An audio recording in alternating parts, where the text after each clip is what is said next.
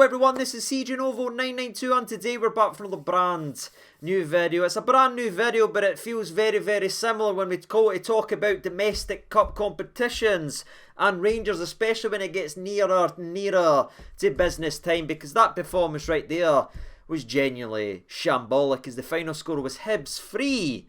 Rangers won. And if you go back and you look at yesterday's preview video, what did we say about this Hibs team? How bad they were playing, how poor they were playing, etc, but they have nothing to lose coming into this game and everything to gain, and that is the single most dangerous thing to have. And we knew they would turn up, we knew they'd make it very difficult, but we just had to make sure we matched the intensity, went after them and showed our quality.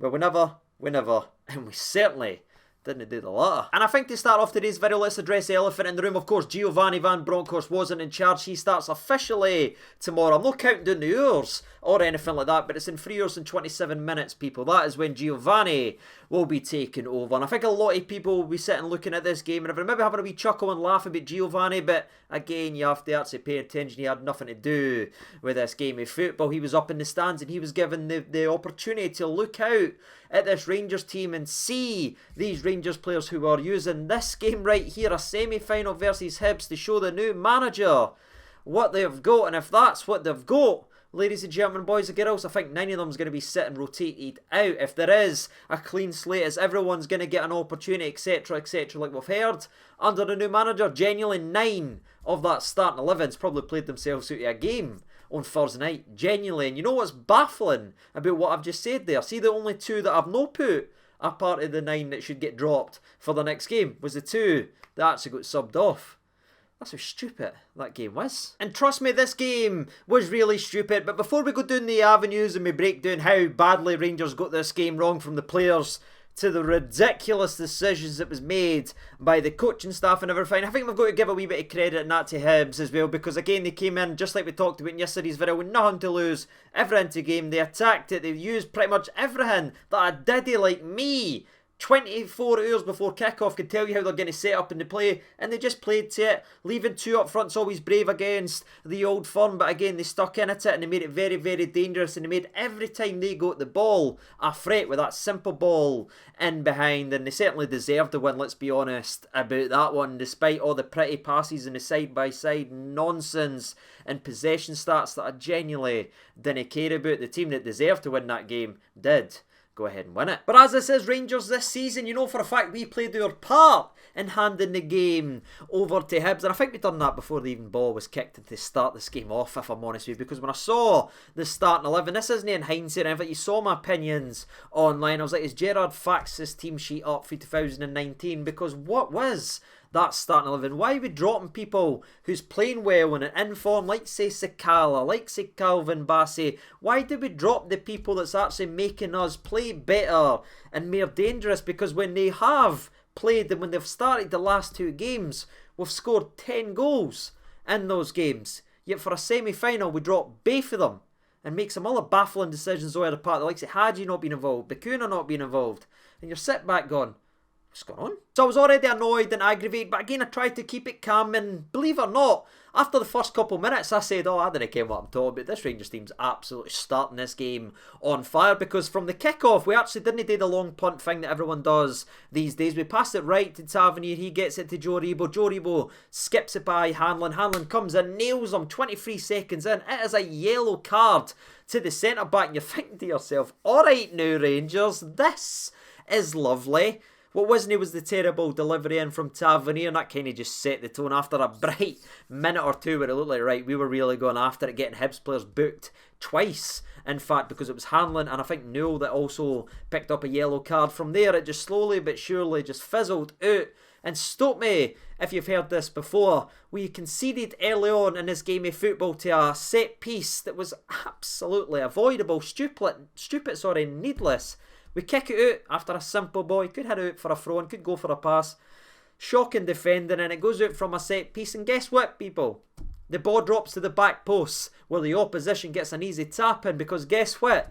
No one's on the back post. I feel like Ashton Kutcher is taking the piss at me. Is Neil Lennon our set piece coach? Is this a joke or something like that now? Because we conceded 13 goals last season. We've conceded, what is it, 7 now? Is it 8? It might actually be 8 goals for corner kicks. And I'll tell you something, if you go back and look at every single one of them, the ball's gone right in at the back post, and we've got nobody sitting there. It's awful. Like, genuinely, it's awful. It's easily avoidable, but we're just no doing our job. And I'd honestly sit here and say, that's it, I'm done, I'm tired with this set. But I've been tired of watching this same goal be conceded since August, people. It's now November, and we're still lining up the same way. We've still changed it for last season's work. Honestly, I just hope now that Gio comes in here on Monday, can actually get back to actually work which works. But anyway, let's break down the goal in a wee bit more detail, because it is whipped in pretty well. Balogun has an opportunity to try and get it away, but he gets his shot tugged a little bit. But for me, it's a contact game. This isn't a foul on the centre half. Let's not take all the contact away for football. It needs to still have a wee bit of the old grabs and everything, because that's what football is all about, you know what I mean? So I think for me, my big centre half needs to be a big centre half and get his head to it, no flop like a fish. And then after he flops, Tavernier thinks Balogun's getting it, hits off his chest, and again drops the Boyle at the back post for a tap-in. And what's baffling, and what says a lot about Rangers this season, I wasn't fazed about going 1-0 to Ben. I went, alright, it's what we do all the time, right? Let's get back into the game. Did we?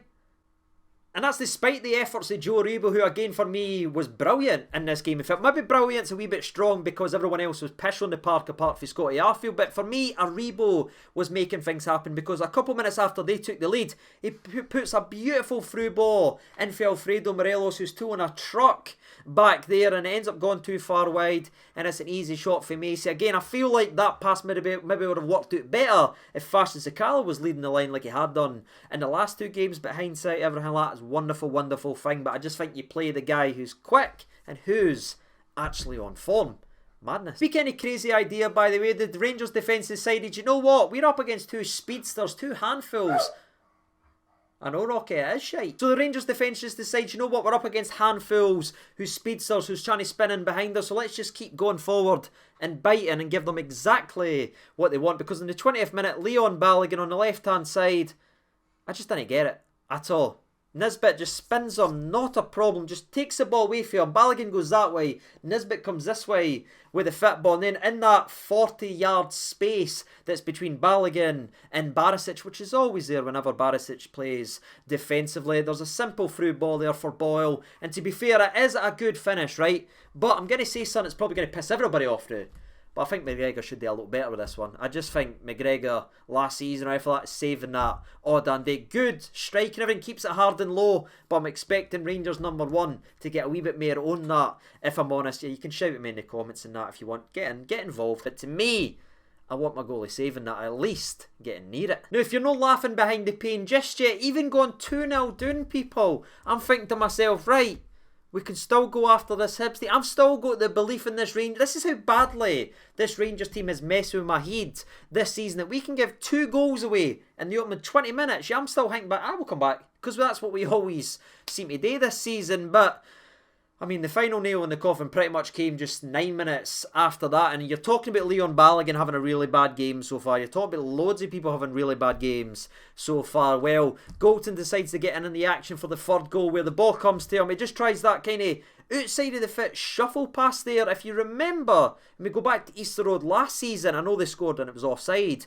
from that, but it's the exact same. He tries to do like a pass to Nabde that goes straight to the Hibs player, and then the Hibs player comes in the box. Balogun's nowhere near the attacker again, and Stephen Davis, of all people, loses his composure and dives in stupidly from behind to give Martin Boyle exactly what he wants, and that's contact in a box. We know Boyle, we've seen him dive so many times, we know he doesn't need contact for Ben, he just wants you close to him. But Davis just comes in and absolutely nails it. I mean, if that's anybody, if that's Lundstrom, people are absolutely rioting right now. But it's got to be called out that even someone as great and consistent as Stephen Davis absolutely dropped a brick this afternoon at Hampden, and that showed it for me. Awful. And it does go straight down the middle, and that's 3-0 after 35 minutes or whatever the minutes are on the clock. And you're really just sitting back almost shell-shocked, because it should have been the other way. We were expecting Rangers to come out with this intensity and urgency and power and passion and aggression, but we never. People, Hibs and Martin Boyle, hat-trick in a semi-final. He's got 3 goals, 35. We haven't even had 3 shots yet, people. That is baffling, but obviously we did go ahead and respond, and it was almost instantaneous, where it looked like the game was pretty much over at 3-0, especially if we were going to play like that. We ended up getting another goal and giving us that little bit of hope just a minute or two later, where the ball comes in. Ironically, it's a shambolic cross for Tavernier. Absolute awful. It's nobody. But thankfully, Ryan Porteous kind of shows he's always got a mistake in him. We all know that about him. We've seen that over the last few years, and he's probably what holds him back a little bit. But he ends up needlessly just kicking it straight out to Scotty Arfield. Arfield opens the body up and just curls it into the back of net. 3-1. And again, you're believing in this Rangers team that if they switch it on and actually show what they've got, they'll come back in. And you've got 6 minutes left of the first half. The crowd's starting to come back in it. Now this is when you're starting to G yourself up. But we didn't have another shot on target the rest of the first half. When you've got the momentum back, when you've grabbed the game back, no one willing to have a pop. Loads of possession around the box, sideways, out to fullbacks, crap cross, sideways, back to fullbacks, cross. Do you see what I'm saying? Rest of the half. And I think going into half time, every Rangers fan had the exact same opinion. Get Sakala on the park right now, because this is an absolute piss take. Because to me, and again, I know everybody loves, I've already said something bad about McGregor. I know I'm going to say something bad about Morelos. I'm going to get killed in the comments. But for me, Morelos has barely kicked a ball now for the last little while. That should have been Sakala's spot. 7 goals in the last couple of weeks. Back-to-back hat. Well, no back-to-back hat. He scored a hat-trick for us. He scored a hat-trick for Zambia. The man is scoring goals for fun right now.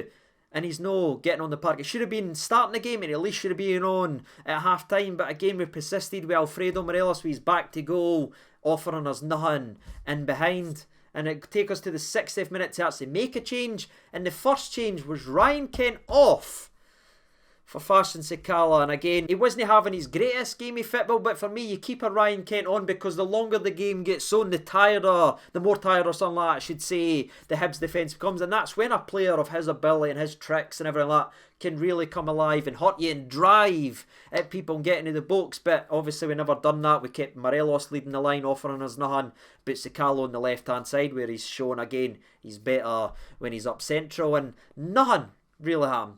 None. Now, where I think that sub will maybe split the fan base down the middle, and some people have their opinions on Ryan Kent. Oh, he should have been off, blah, blah, blah, blah, blah, blah, because people really like Alfredo Morelos and everything like that. Where I think everyone can agree that we really, really struggled under the manager, the Rangers B team manager that we currently got, is when he took off Joe Aribo and Scott Arfield.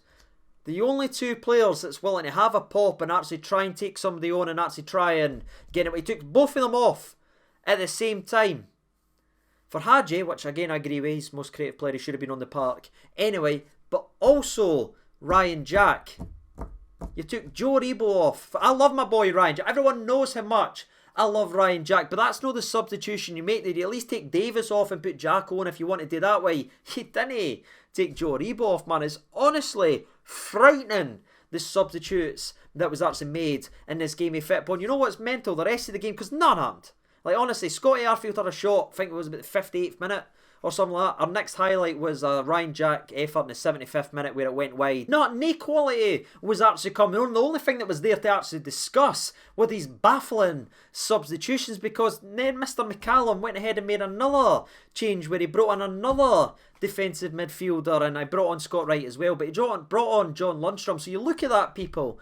We are 3-1 down in a semi-final. We have took Joe Rebo off. We have took Scotty Arfield off, the only 2 players that's playing well. And then we brought on 3 defensive midfielders. I'm not 100% convinced that the manager that was in charge of this game for a semi-final didn't think that we were 3-1 up and making changes to see the game. I can't guarantee you that I can tell you right now that the manager knew what the scoreline was, because his substitutions tell me the exact opposite. And again, I'm not trying to just blame him or anything like that, because again, to me, when that whistle goes, it doesn't matter who's in the dugout. It's about what's in here and what the players are willing to give, and the players really let themselves down here. But the subs that was made, man, give me strength. Speaking of giving me strength, by the way, we missed a massive opportunity, a clear-cut opportunity in the game in the 88th minute that if it went in, maybe we could have had a wee moment of rally or anything like that. But the ball drops the corner, goes in 3 yards out, volleys it at the bar, and that is all she wrote. Hibs saw the game out very, very comfortably. And again, they've done everything right